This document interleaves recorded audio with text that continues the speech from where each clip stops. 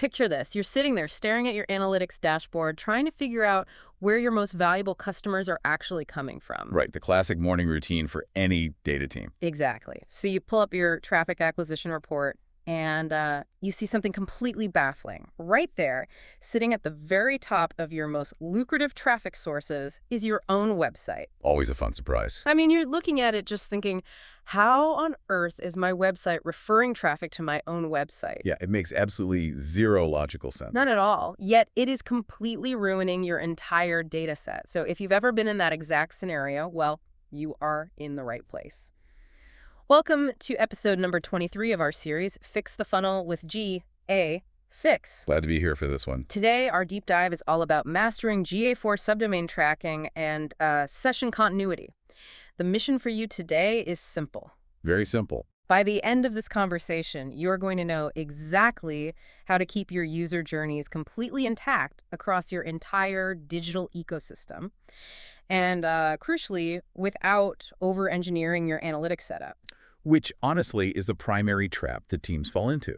They encounter a symptom, like self-referrals, they panic, and then they immediately start building this complex maze of custom tracking logic. When all they really needed was just a straight, well-lit hallway. Exactly. And this issue, it almost universally crops up right after a company scales up and launches a new subdomain. Oh, yeah, every single time. They move their blog to one subdomain, maybe they build like a dedicated shop on another, and suddenly their once pristine analytics data just completely shatters into pieces. Okay, let's unpack this. Because the root of most subdomain tracking problems isn't actually a technical failure inside the GA4 platform itself, right? No, not usually. It is almost always human error in the initial architectural approach. I mean, I like to visualize it like a piece of real estate. Yeah. Imagine you own a really nice large house. Okay, I'm picturing it. Your main root domain, let's call it example.com, is the house itself. Your blog is the living room. Your e-commerce shop is the kitchen. Your customer support portal is the garage. Right, they're all just different rooms under the exact same roof. Precisely. But for some reason, when development teams set up their tracking, they treat these subdomains like they are completely different houses in entirely different cities. It's wild. They try to build separate plumbing, separate foundations, separate mailing addresses for every single room in the house. Why do they do that? Well, what's fascinating here is that instinct to build separate houses usually stems from a fundamental misunderstanding of the core vocabulary we use in analytics. The terminology trips people up. It really does. People hear the word domain embedded in the word subdomain, and they just automatically assume they need to deploy cross-domain tracking. Mechanically, those are two completely distinct processes. If a user is navigating from your blog at blog.example.com over to your shop at shop.example.com, they have never actually left your root domain. They're still inside example.com. Right. They just walked from the living room into the kitchens. So why do we even entertain the idea of cross-domain tracking if we are under the same roof? We shouldn't, honestly. But the confusion just persists. Cross-domain tracking is a much heavier, much more complex mechanism that physically passes user identifiers through the URL string. Which you really only need when you're dealing with totally separate properties. Exactly. You only need that heavy machinery when a user moves between completely unrelated, separately registered domains. For instance, if you own branda.com and brand-b.com. Or like if your user bounces out to a third-party payment gateway, right? Exactly, like a Shopify checkout on a completely different URL. But if you share that root domain, you absolutely do not need cross-domain tracking. Good to know. The overarching goal here isn't to set up subdomain tracking as some specialized, massive IT project. The goal is simply to ensure consistent tag configuration so all your traffic flows naturally into a single unified reporting layer. That makes intuitive sense, but I have to push back a little on the mechanics here. Sure, go for it. If it really is all part of the same root domain and we are all under the same roof, why would GA4 ever get confused in the first place? That's the million-dollar question. Right, because if I just drop a standard GA4 tracking snippet on the kitchen and then another standard snippet on the living room, what is the actual mechanism that breaks the user journey? It breaks because of how those independent tags identify the individual user. When different subdomains end up using different GA4 properties or even different web data streams within the same property, GA4 basically develops amnesia. Amnesia. Yeah. Think of the tracking tag like a bouncer at the door of each room. If you hire bouncer A for the living room and bouncer B for the kitchen, and they work for completely different security companies, they don't share a ledger. They don't know who's already inside the house. Exactly. Oh, I see where this is going. So bouncer A puts a specific wristband on the user, but bouncer B doesn't recognize that brand of wristband at all. Precisely. Bouncer B stops the user at the kitchen door, rips off the old wristband, issues a brand new one, and demands to know where they came from. And the user says, I just walked over from the living room. Right. So bouncer B writes down on his clipboard, traffic source, the living room. And there is our self-referral. The blog is now taking credit for the visit to the shop. Which is a disaster for your data. Because it means the original traffic source, let's say a really expensive Google Ads campaign that brought them to the blog in the first place, gets absolutely zero credit for whatever happens next. It completely destroys your return on ad spend calculations. And, I mean, the downstream business impact of that is severe. You're just flying blind. Exactly. If you can't trace the final purchase in the kitchen back to the initial ad click in the living room, your marketing ROI is entirely fictional at that point. You start seeing these classic symptoms. Self-referrals flood your reports. Conversions falsely appear as direct traffic because the original referral data got scrubbed halfway through the journey, and user paths just end abruptly in the middle of your funnel. It creates massive session splits, and, well, worse than that, it artificially inflates your top-line traffic numbers. Oh, drastic. You look at your reports and think, hey, we had 2 distinct visitors today. But in reality, it was just one single person wandering between the rooms, getting double counted by bouncers who refused to talk to each other. When you are making budget decisions based on that inflated data, it's incredibly dangerous. Which is why fixing this isn't just some analytics exercise, right? It's a critical business imperative. Absolutely. So what does this all mean for the person who actually has to go in and fix the plumbing? We know the symptoms. We know the bouncers are causing chaos. Right. How do we mechanically configure the tags and the cookies to stitch the session back together? What is the definitive blueprint for continuity here? Well, if we connect this to the bigger picture, the blueprint fundamentally relies on first-party cookies and absolute consistency. The golden rule is that your measurement ID must be identical across every single subdomain. Okay, identical measurement ID. Your main site, the blog, the shop, the customer portal, they all need to feed into one property via one web data stream using one identical measurement ID. We fire all the different security companies and hire one head bouncer for the entire estate. Exactly. One shared ledger. Got it. The second critical step involves your cookie domain settings. By default, GA4 utilizes a setting called cookie_domain set to auto. Cookie domain auto. Right. This is an incredibly smart piece of engineering because it tells the GA4 library to automatically attempt to place the tracking cookie at the highest possible shared level in the browser, which is your root domain. Oh, that makes sense. So instead of aggressively scoping a cookie strictly to shop.example.com, it attempts to set it at .example.com. And that leading dot before the domain name, that's the magic key, right? Because it essentially tells the browser, hey, this cookie is valid for this domain and any subdomain attached to it. That leading dot cascades the permission downward. It ensures that no matter which room the user enters, the browser allows the GA4 tag to read that exact same cookie. But we also have to address the self-referral issue we just talked about, right? Even with the cookie shared, if a user clicks a link from the blog to the shop, the browser still passes a referral header. Right, because the browser's just doing its job. It's saying, I arrived here from this other URL. So how do we explicitly tell GA4 to ignore traffic coming from our own rooms so it doesn't overwrite our marketing data? You utilize the unwanted referrals list within your GA4 admin data stream settings. Oh, okay. You simply input your main root domain into that list. This acts as an automated safeguard. It tells GA4's processing engine, if you see a session arriving with a referral header from our own domain, ignore it as a new traffic source. Do not trigger a new session. Exactly. Do not trigger a new session and preserve whatever the original traffic source was. This is specifically how you protect things like the Google Click Identifier. Let's pause on that because the Googlet is so critical. That is the unique string of characters Google Ads appends to a URL when someone clicks your ad. It's vital. It contains the DNA of your ad spend, the campaign, the ad group, the exact keyword they searched.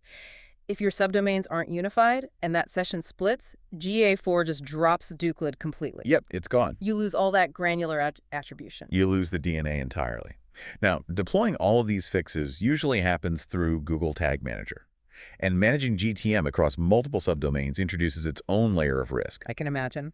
Whether you operate one massive GTM container for your whole business, or you have separate, dedicated containers for different subdomains, which many enterprise companies do for security and governance reasons, the Prime Directive remains identical. All GA4 config tags must send data to the same property. I've actually seen environments where the architecture was perfect, but the deployment was a total disaster. It comes down to human error again. It almost always does. Mm-hmm.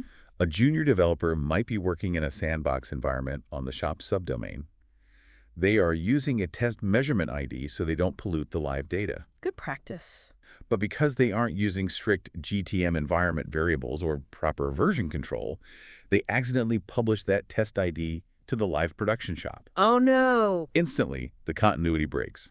The living room is sending data to the live property, and the kitchen is sending data into a black hole. This highlights why understanding the actual cookies is so important. There are 2 specific cookies doing the heavy lifting to maintain this continuity, right? Yes, there are. There's the _G a cookie, and then there is the _G a cookie followed by your specific measurement ID. Mechanically, what are these 2 files actually doing in the user's browser? Okay, so the _G a cookie stores the client ID. This is a randomly generated number plus a timestamp.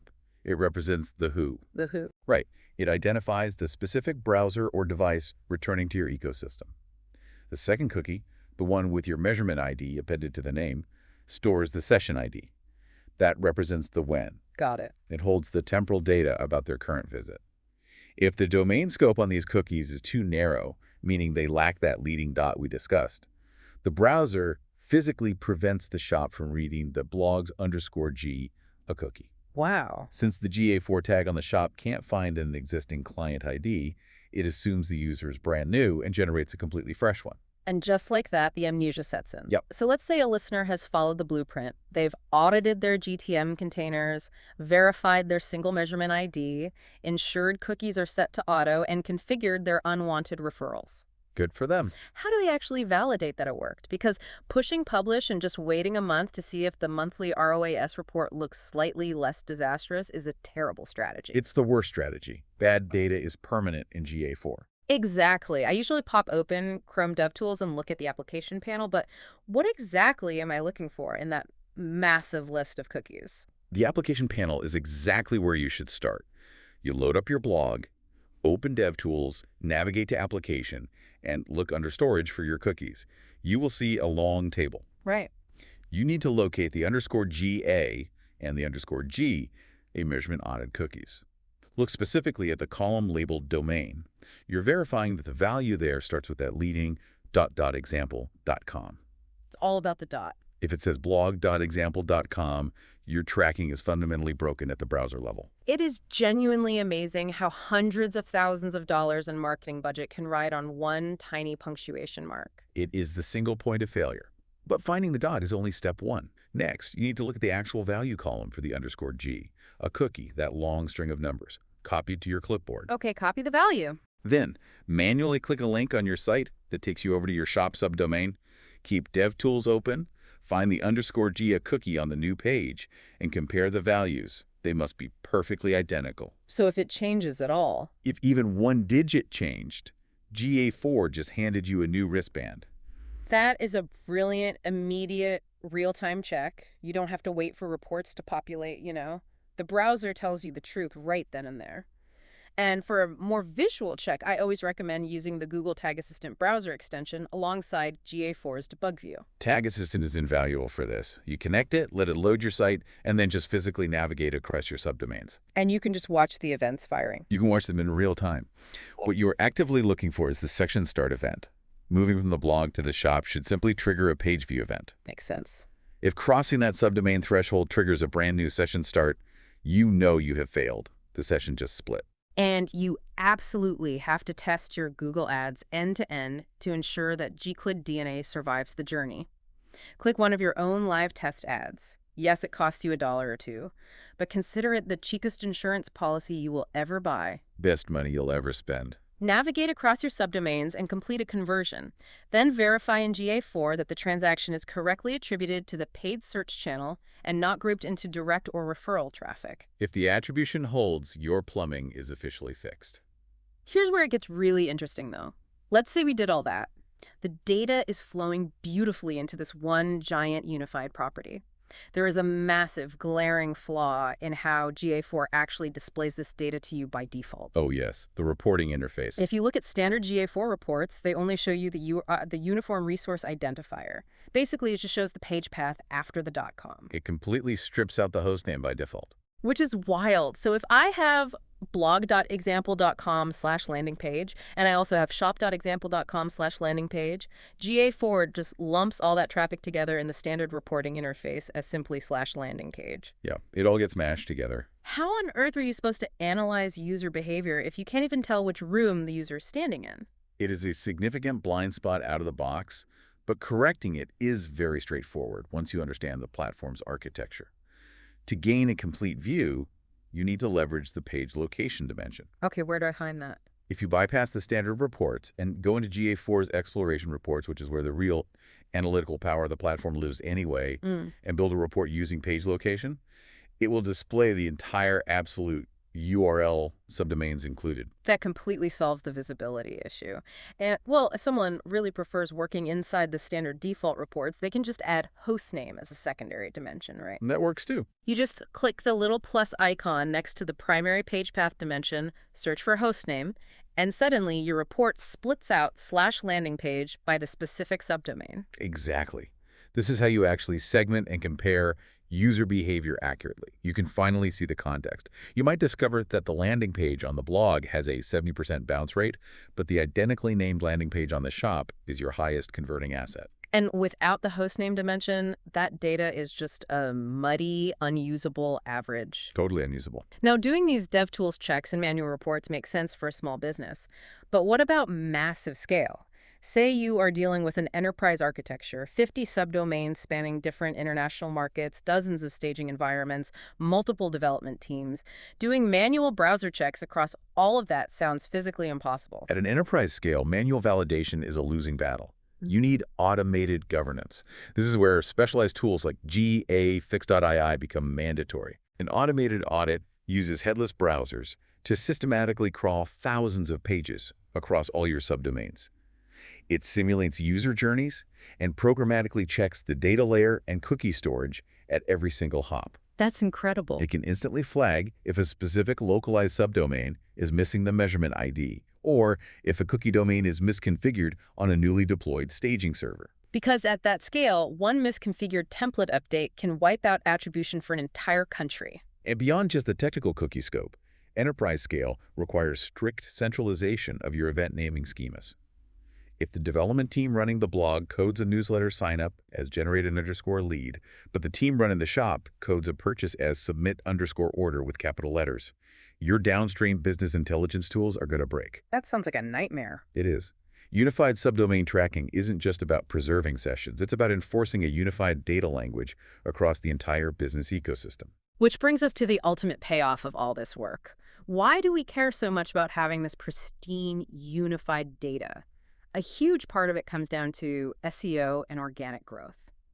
We touched on ROAS for paid ads, but unified tracking is what ensures your SEO reports actually reflect reality. Yes, that is so critical. If your user journey breaks halfway through, your organic search traffic numbers are going to look artificially terrible. You might think your content strategy is completely failing because all your eventual conversions are showing up in the reports as direct traffic or self-referrals. Consistent user recognition is the bedrock of understanding your site's true ecosystem. When you properly configure your tracking, and specifically when you utilize that referral exclusion list to protect the original source, you're safeguarding the integrity of your organic data. Protecting your wins. Right. It allows you to confidently sit in board meeting and say, this specific informational search query brought a user to an article on our blog, and 3 days later, that exact same user returned directly to our shop and made a high-value purchase. That is the holy grail of SEO reporting. It proves the value of top-of-funnel content. And it is entirely mathematically dependent on unified subdomain tracking. Without it, you have nothing. Mastering this setup isn't just an IT chore, It is the absolute foundation for making intelligent business decisions. If you have clean, reliable data, you know exactly where to allocate your marketing budget. And if you are ever feeling overwhelmed by the technical nuances of this, remember that incredible free resources exist. The Google Analytics Academy offers comprehensive courses that walk you through the very specific mechanics of GA4 and Tag Manager. Highly recommend checking those out. Utilizing those resources is how you elevate your entire online strategy. Knowledge is only powerful when it is correctly applied to your infrastructure. The validation tools are built into your browser, the documentation is comprehensive, and the blueprint for continuity is right in front of us. So, we've fixed the funnel. We've stitched the user journey back together using first-party cookies, unified measurement IDs, and rigorous validation. We've got our bouncers all reading from the same ledger. But I know you always like to look at the horizon and see where the industry is heading. This raises an important question regarding the future of analytics.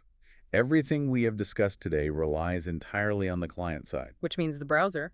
Specifically, it relies on the user's web browser willfully accepting, storing, and maintaining those persistent first-party cookies. But the entire technology industry is aggressively shifting. Browsers like Safari and Firefox are already heavily restricting cross-origin resources and capping the lifespan of first-party cookies in the name of user privacy. Right, the whole cookie apocalypse that marketers have been dreading. Apple's intelligent tracking prevention is already scrubbing data faster than we can collect it in some cases. Which is why the industry is rapidly moving toward server-side tagging and cloud modernization to escape this client-side dependency. Instead of relying on the browser's cookie storage, server-side tagging moves the tracking ledger to your own secure cloud server. Wow, okay. It makes you wonder, if browsers continue to relentlessly lock down these local resources, how much longer will our current methods of stitching user journeys together with browser cookies even remain viable? Is migrating to server-side tagging not just a luxury for enterprise companies, but the absolute only path forward for reliable analytics? That is a fascinating thought to leave on, because the ground is constantly shifting underneath us, but the fundamental goal never changes: understanding the user. And at the end of the day, you really don't want to be the person staring at that dashboard, wondering why the ghosts in your own house are suddenly your biggest source of traffic. Thanks for diving deep with us, and we'll catch you on the next one.